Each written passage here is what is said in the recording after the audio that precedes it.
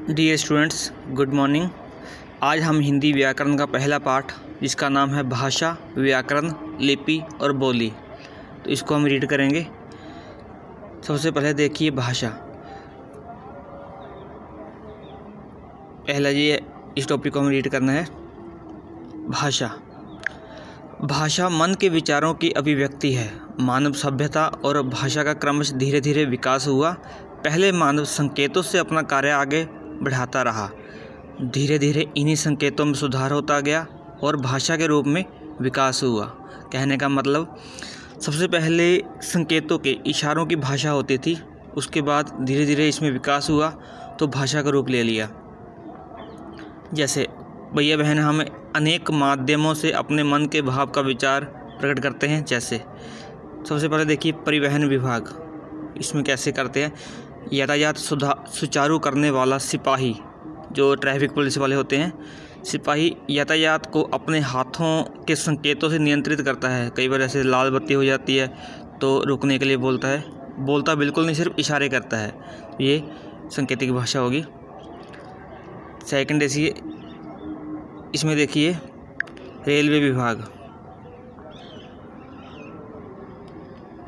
Railway में rail का guard लाल हरी झंडियों या प्रकाश के संकेतों से रेल यातायात नियंत्रित करता है। देखा होगा आपने ट्रेन में, जैसे हरा झंडा लगाता है, जो लाल झंडी होती है, तो इसका सब इशारे, हरे का मतलब चलना होता है, रेड का मतलब रुकना होता है, खतरा होता है। ऐसे ही जो अंपायर होता है स्पोर्ट्स में, खेलों में भी ऐसा होता है।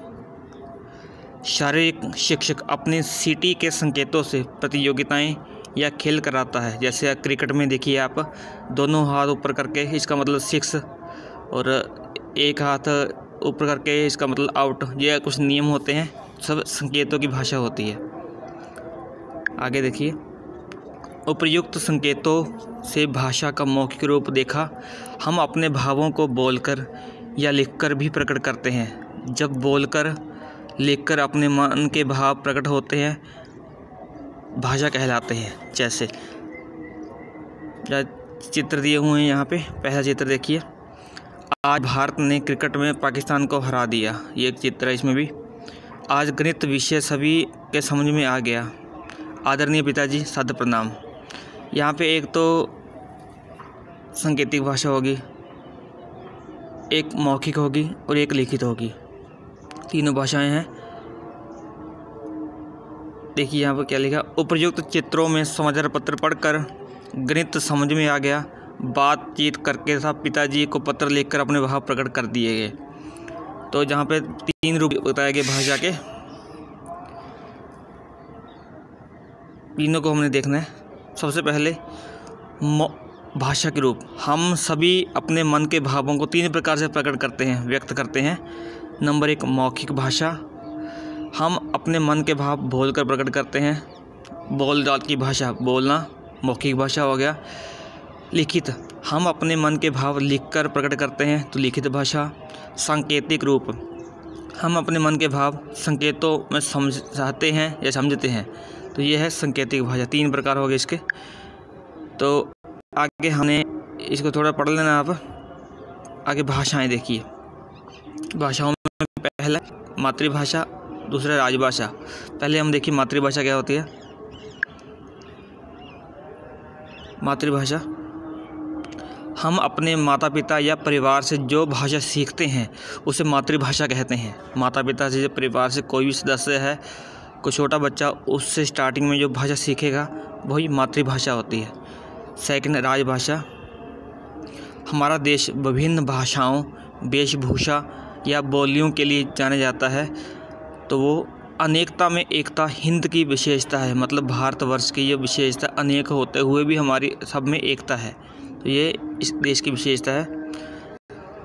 जैसे अलग अलग स्टेट्स में अलग अलग भाषा बोली जाती है। जैसे बंगाल में बंगला, गुजरात में गुजराती, तमिलनाडु में तमिल, महाराष्ट्र में मराठी, असम में असमिया, गोवा में कोंकणी, आंध्र में तेलुगु, पंजाब में पंजाबी, हिमाचल में हिंदी, सिक्किम में नेपाली, मणिपुर में मणिपुरी, ओडिशा में उड़िया, कर्नाटक में कन्नड़, जम्मू कश्मीर में कश्मीरी, डोगरी या हिंदी। ये हमारे भारतवर्ष की विशेषता है। आगे देखिए, इस पैरे को हमने रीड करना है, आप भी पढ़ सकते हो। इस प्रकार हमारे संविधान में 22 भाषाओं के अतिरिक्त अंग्रेजी सहायक राजभाषा है। कुल मिलाकर भारत में 58 भाषाएं विद्यालयों में पढ़ाई जाती है। हमारे देश की विशालता देखते ही बनती है। कहा जाता है कि कोस कोस पे बतले पानी, 4 कोस पे वानी, अर्थात 1 या 2 किलोमीटर की दूरी पर पानी और 8 या 10 किलोमीटर की दूरी पर बोली बदल जाती है। जैसे बोलियों का स्वरूप हरियाणा में हरियाणवी, राजस्थान में राजस्थानी, उत्तर प्रदेश में अनेक बोलियाँ बोली जाती है। अवधी, ब्रज, बुंदेलखंडी, कन्नौजी, बिहार में भोजपुरी, मगही, मैथिली, राजस्थान में मेवाती, मालवी, जयपुरी, मारवाड़ी मुख्य बोलियां हैं। मध्यवर्ती पहाड़ी जिसमें कुमाऊनी, गढ़वाली, पश्चिमी पहाड़ी जिसमें हिमाचल प्रदेश के अनेक बोलियां हैं। एक सीमित क्षेत्र में बोली जाने वाली भाषा को बोली कहते हैं। जैसे हमने ये सिर्फ ध्यान रखना है, इतना वैसे पढ़ लेना तो हमने समझने के लिए ये है बोली। एक सीमित क्षेत्र में बोली जाने वाली भाषा को बोली कहते हैं। ये क्वेश्चन आएगा आपको। आगे, हमारे पड़ोसी देश कौन कौन से देश हमारे? चीन में चीनी भाषा बोली जाती है। पाकिस्तान देश है, उसमें उर्दू, श्रीलंका में तमिल, अफ़गानिस्तान में अफ़गानी, बांग्लादेश में बंगला उर्दू, नेपाल में नेपाली। ये कुछ देशों में भाषाएं बोली जाती है। आगे है क्वेश्चन लिपि। लिपि है लिपि, इसको देखना है। भाषा का आधार वर्ण या चिन्ह होते हैं, मतलब जो जिससे भाषा बनती है वो एक अक्षर होंगे या चिन्ह संकेत होंगे। तो वर्णों के मेल से शब्द बनते हैं। जो वर्ण अक्षर है उसको मिला दिया तो उससे एक शब्द बन जाएगा, तथा शब्द मिलकर वाक्य बनाते हैं। उससे शब्दों का जो मिल गए मोहन पढ़ने जाता है, तो ये शब्दों का मेल है, वाक्य बन गया।